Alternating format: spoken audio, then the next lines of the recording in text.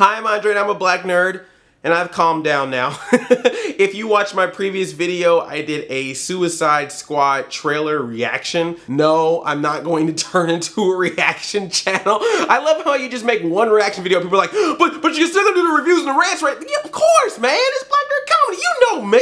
I mean, I just wanted to try something different because since I was traveling when the trailer came out, I didn't know how long it was gonna take for me to watch it and think about it and review it and all that kind of stuff. So I was like, well, let me throw this reaction out there just so you have something until I can do the review that I'm doing right now. I appreciate it if you watched it, and I hope that you like it. And even if you're not a big reaction video type person, I hope you at least appreciate that when Andre does a reaction video, it ain't your average, it's smarter than the average reaction video, yay!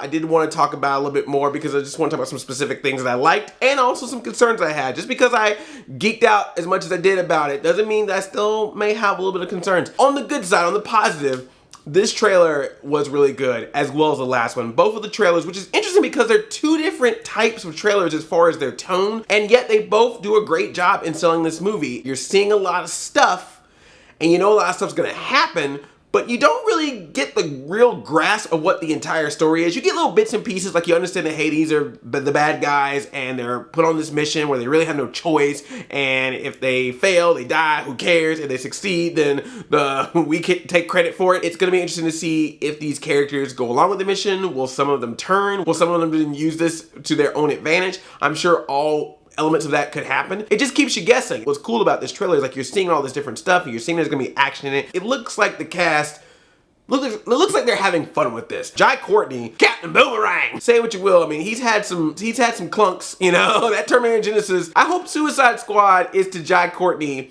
what Creed was for Michael B. Jordan, you know? Will Smith, man. Will Smith has always been seen as Will Smith doing a Will Smith movie. It's interesting to see Will Smith take part in an ensemble film. I mean, now, let's be real. It's gonna be a lot of Will Smith in it. But I just love the fact that he is really getting into it. It was really quick, but you see that he's wearing the full Deadshot mask, and that was great because I was worried if he was not gonna do that at all. Now, I'm not getting my hopes up on that. I'm pretty sure there's gonna be a lot of Will Smith face, but it's still at least nice that he put it on so he's not just Will Smith face the entire time. And then Jared Leto, man, I know we had all our concerns. I'm just gonna go with this. Here's just the real talk, and I don't mean this to be insulting or insensitive, but it's just truth, man.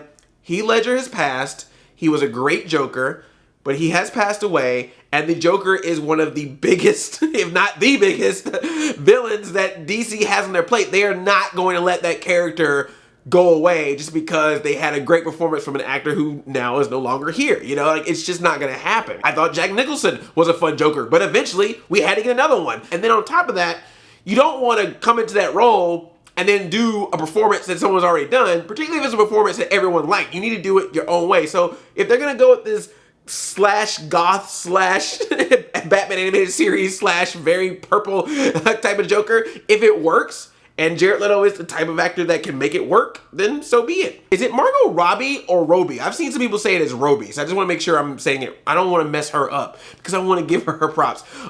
She seems to be getting in the Harley Quinn role. We see a lot more of her talking in this trailer. She's not doing the, hey, Mr. James! She's not doing that whole thing, but I think she's at least getting the mannerisms and the style of her. El Diablo looked really awesome in this trailer specifically. Like, you get to see him with his fire. They made emphasis on him. Katana, there's a scene where Katana, like, it's like a close-up shot of her and her eyes change, and it was like, whoa, what is that? That was really neat. Enchantress, Cara Delevingne. There's one particular scene where she's talking to somebody and you see the White House symbol behind her, and I'm just like, well, what's that all about? And then there's these shots of the city where it looks like things have just been destroyed, and it doesn't look like something that the Joker could do.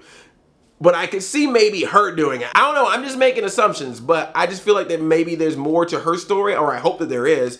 And man, Viola Davis Amanda Waller, they just keep showing that one scene of her eating that steak. And I keep feeling like, okay, you're not giving us the full story with her. Like, there's gonna be some stuff with her that we're gonna be like, oh dang, I feel that coming. You know that ain't a woman to mess with. She is not. And Viola Davis, if you're gonna get somebody to play that and play that well, Viola Davis is the person to get. And then adding the Bohemian Rhapsody was just like icing on the cake with this thing. It was just a well-made trailer. So this is a very stylish trailer.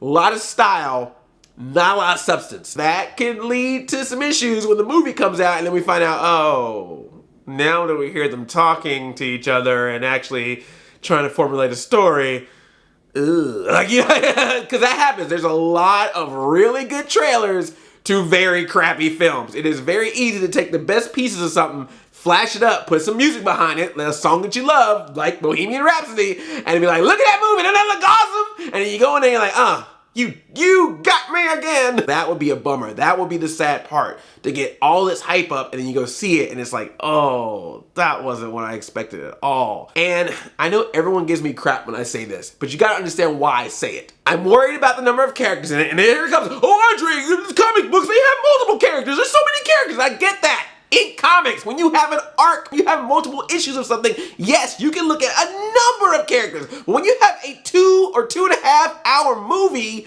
sometimes it can be tough if you have a lot of characters. In this universe specifically, these are all new. Even Batman, who's supposedly making a cameo in this, even Batman is new because it's Ben Affleck Batman.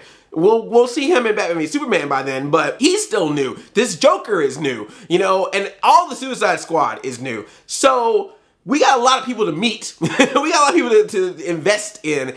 And if you're doing it all in the span of one movie, that can be tough if it's not handled properly. So I'm hoping that everybody gets their proper good screen time. Will Smith is gonna be in a lot of this. I know Harley Quinn is gonna be up in this a lot, and I'm pretty sure Jack Courtney is gonna be up in this a lot. Rick Flag, he was supposed to be Tom Hardy, who had to drop out, so they got a different actor for that. So I'm sure that's gonna be a very essential character. But when you start getting into the El Diablos and the Killer Crocs and the and the Katanas, I feel like that's when it's gonna start being like, not as much film on you, cutting room floor, eh? First time we're getting a live action Harley Quinn. So that, Margot, I pray for your child, because a lot of judgment is gonna come your way from how she looks, how she sounds. Is she too sexy? Is she not sexy enough? Her relationship with the Joker is gonna be really difficult because they got a messed up relationship. They are messed up. Even if you watch the Batman animated series, which is where Harley Quinn came from, that's the one time